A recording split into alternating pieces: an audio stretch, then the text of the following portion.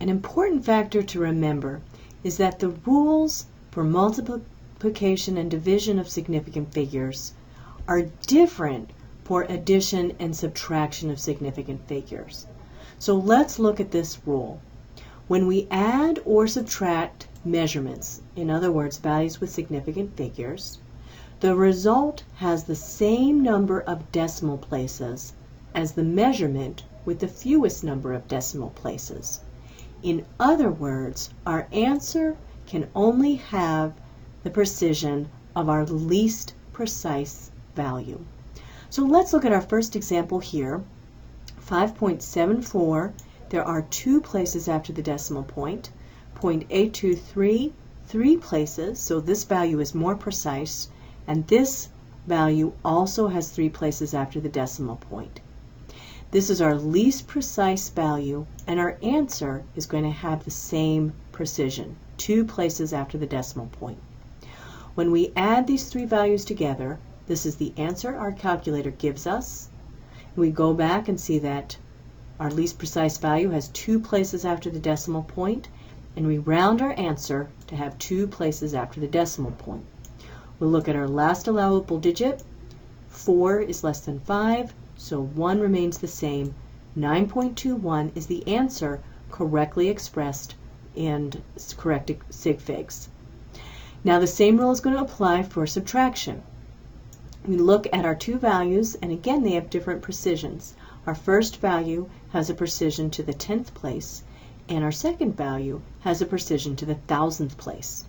We do our math first, and then we go back and round so that our answer has the same precision as our least precise value, 1 decimal place after the decimal point. So here's our last allowable digit. We look to the right, 3 is less than 5, so 0.8 is our answer expressed in correct significant figures. So these 2 examples here have the math already done, and what you need to do is round each answer to the correct number of significant figures. And when we're doing more than one operation with subtraction and addition, we always go from left to right. So to figure out where our answer should be rounded to, we look at our 3 values. Our middle value is the least precise. It only has 1 place value after the decimal point, so our answer can only have 1 place value after the decimal point. That's our last allowable significant figure. I look to the right, and 6 is larger than 5, so my 8 is going to round up to 9. So here is our answer expressed in correct sig figs. When we look at the subtraction problem, when we subtract from left to right, again we looked for our least precise value, which is going to be our last value, which only has 2 decimal places after the decimal point. So this is the answer our calculator gives us. Here's our last allowable significant digit. I look to the right, 4 is less than 5, so 6 remains the same. Negative 8.66 is the answer expressed in correct significant figures. Now because multiplication and division and addition and subtraction have different rules, we have to pay a little bit more attention when we have a problem that deals with both of these operations. And here we have a problem down here where we have multiplication and subtraction. So we're going to look to math to give us a little bit of direction. When we have multiplication and division as well as addition and subtraction, we are going to follow the standard order of operations. And in math, that's also often remembered by this little mnemonic, please excuse my dear Aunt Sally. And this stands for parentheses. We do what's in parentheses first. Then we do any exponents next. Then we do multiplication and division from left to right, and then addition and subtraction left to right. So here it is in a little flow chart. We do what's in parentheses first, then we do exponents, then we do multiplication and division from left to right, and addition and subtraction from left to right. Now typically what we'll be seeing in this class are things in parentheses and the multiplication and division, as well as the addition and subtraction. Very rarely are we going to use anything taken to a power, except when we deal with our exponents. So let's look at this example here. So we have several operations going on here. We have multiplication, we have subtraction, and then we have our parentheses. So according to our order of operations, we do what's in parentheses first. And so I subtract 2.3 from 5.67, and this is what my calculator tells me. Now we don't round until the very, very end. So what I need to do is I need to keep track of where my last significant figure is. When we're looking at subtracting and adding values, remember that our answer is as precise as our least precise value. These two values have different precisions. This has 2 places after the decimal point, and this has 1 place after the decimal point. So our final answer, when rounded, will only have 1 place after the decimal point. Now we don't round to the very end, so what I need to do is when I write down my answer, I'm going to underline where my last sig fig is. So now that I've done my subtraction, I have one operation left, which is the multiplication. When I multiply these two values together, this is the value that my calculator gives me. Now I have to go back and look at how to round. In multiplication, what I do is we look at the least number of sig figs. This value has 4 sig figs, and even though I used all 3 numbers to do my math, I have to round, look at how I need to round. This value, if it were recorded in correct sig figs, would only have 2 sig figs. This value and then the last allowable digit. So the 2 sig figs, which is indicated by my last allowable digit here, is what I use to see how I need to round my answer. This has 4 sig figs, and this value has 2 sig figs. So my final answer can only have 2 sig figs. Here's my last allowable digit. I look to the right. 7 is greater than 5, so my final answer is 12, which has 2 sig figs according to my multiplication rules. So pause the voice lecture and go ahead and work through these 4 examples and see what your answers are, and I'll go over the answers in the next slide. When we look at example A, we have 2 different operations, multiplication and division. However, the rules for significant figures are the same for multiplication and division. So what we do is we go from left to right, and you would put this into your calculator, 1.10 times 0.5120 times 4.015, and then divide it by 3.455. The answer that your calculator gives you is going to be 0.65219. The rule for multiplication and division is we count the number of sig figs, and our answer has the same number as the value with the least number. This value here has 3 sig figs. This value has 4 sig figs. This value has 5 sig figs. And this value also has 5 sig figs. So 3 sig figs is the smallest number of significant figures, so our answer can only have 3 sig figs. Our 2 is the last allowable digit. I look to the right. 1 is less than 5, so 0.652 is the correct answer. B also has 2 operations, addition and subtraction, but the rule is the same for both of these operations. So we do the math first, and then we go back and see which value is the least precise and round our answer to have the same precision. When we write our addition and subtraction problems in the column format, it is very easy to see where our last allowable digit is. Right here, this 0.1 is the least precise value, and that's as far as our answer can go. So here's the answer that our calculator gives us, 4.8730.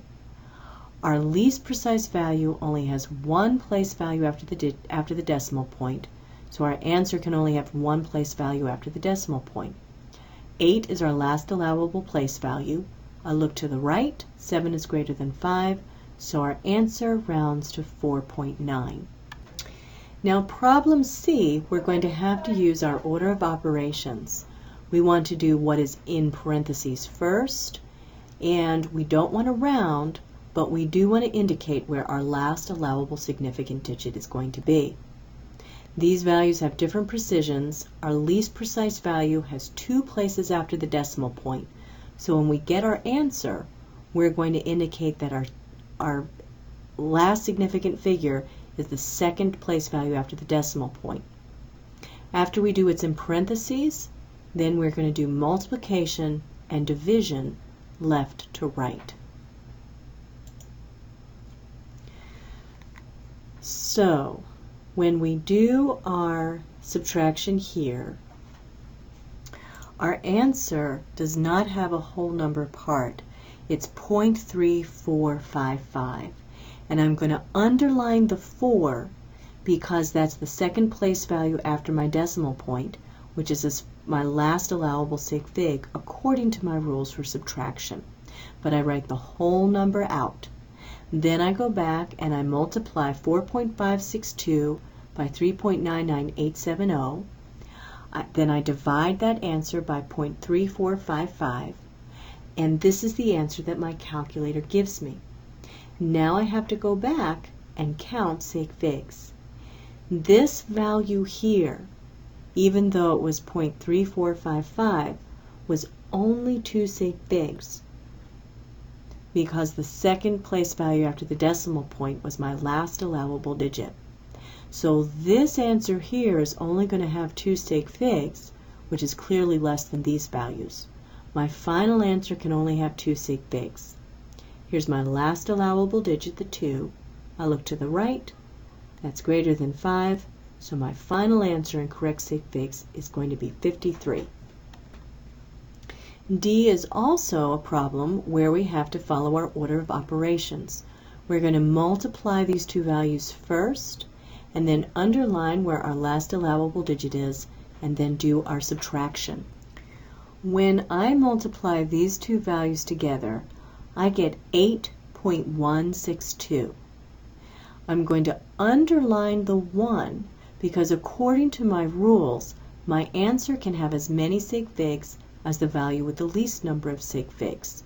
This value here has 2 sig figs. This has 4, so my answer can only have 2 sig figs. I'm not going to round until the very end, but I'm going to keep track of the fact that that 1 was my last allowable sig fig. Then I'm going to subtract. When I subtract, I get 0.142. Now, why do I only have 1 sig fig here? Well, back here, when I did my multiplication, my 0.1 was my last sig fig, and that was 1 place value from the decimal point. That is less precise than my 0.02. So therefore, my final answer can only have as many places after the decimal point as the value with the least number.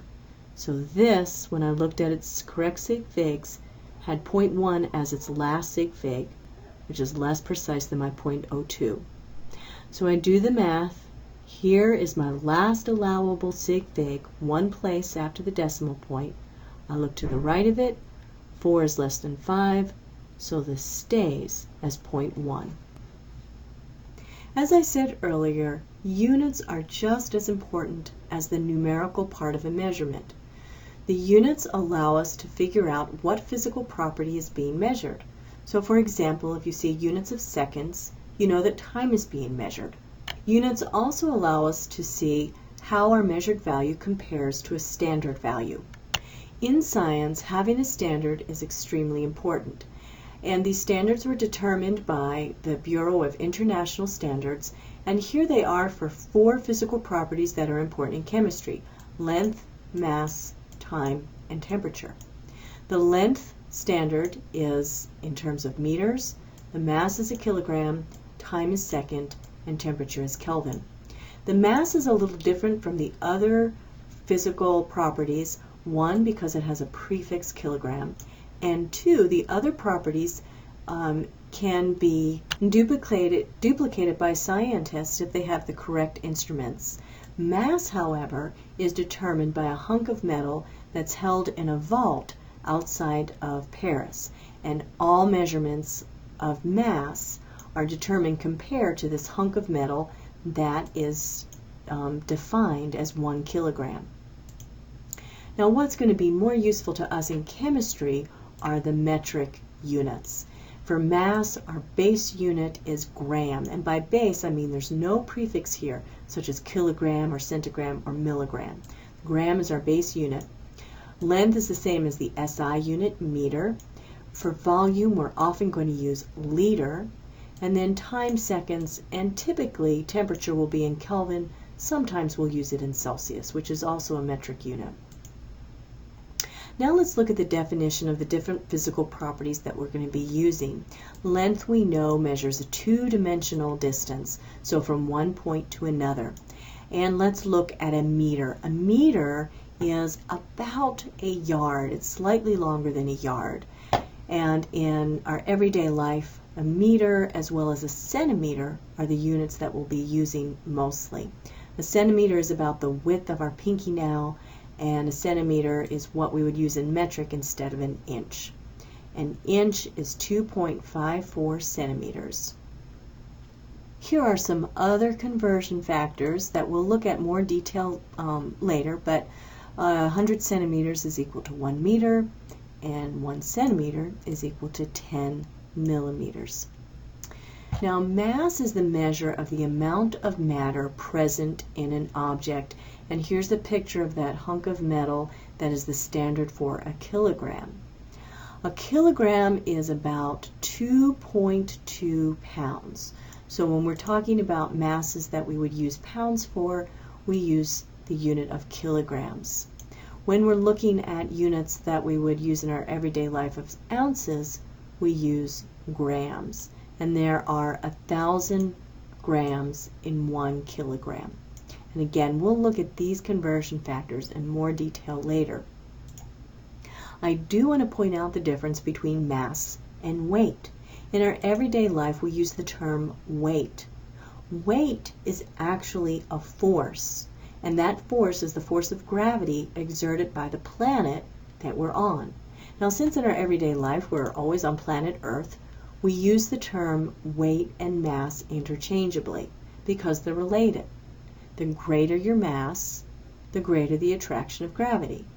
So because they are related, we use them, as I said, interchangeably. However, if I happen to get to go to the moon, my mass would be the same, the amount of matter present in my body would be the same, but my weight would be 1/6 that, because the gravitational force of the moon is 1/6 that of Earth. So on planet Earth, if I weighed 120 pounds, on the moon I would weigh only 20 pounds, 1/6 of 120, even though my mass would be the same. So I wanted to point that out, and because we're on the same planet, we do use those two terms interchangeably, even though there is a difference between them.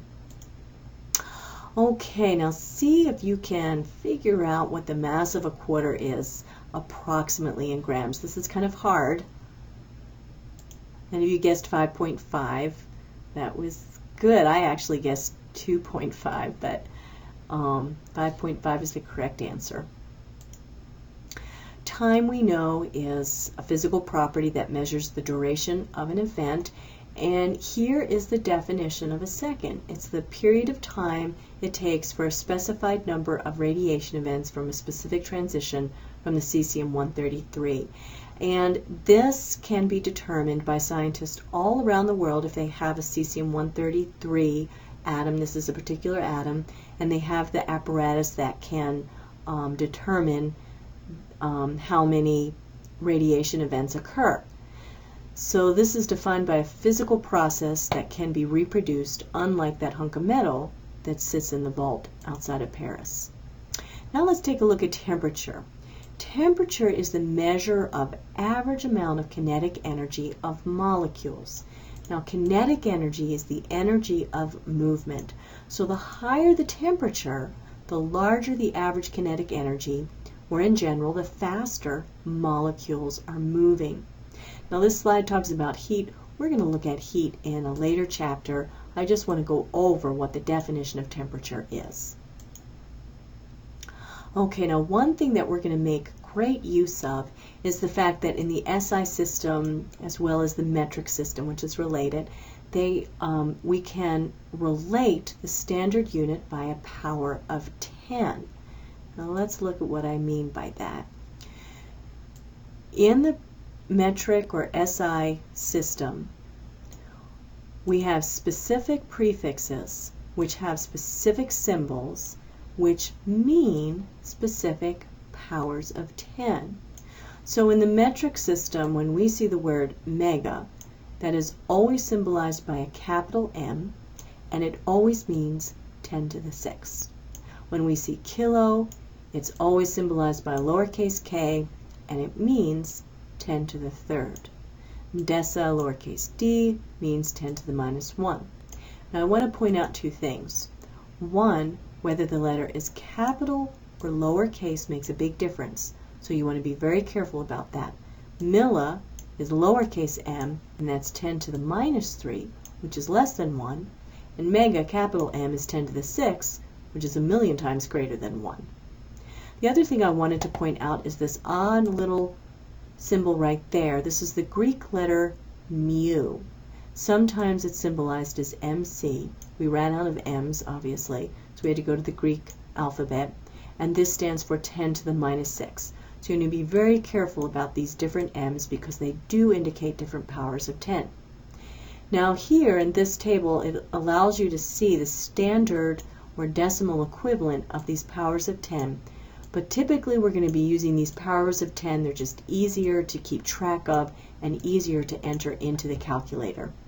Now let's take a look at these different prefixed values. Say, which do you think would be best for measuring the diameter of a quarter, and definitely centimeter. The last physical property we're going to look at is volume. And volume is what's known as a derived unit. And it's derived because we can get volume based on a length.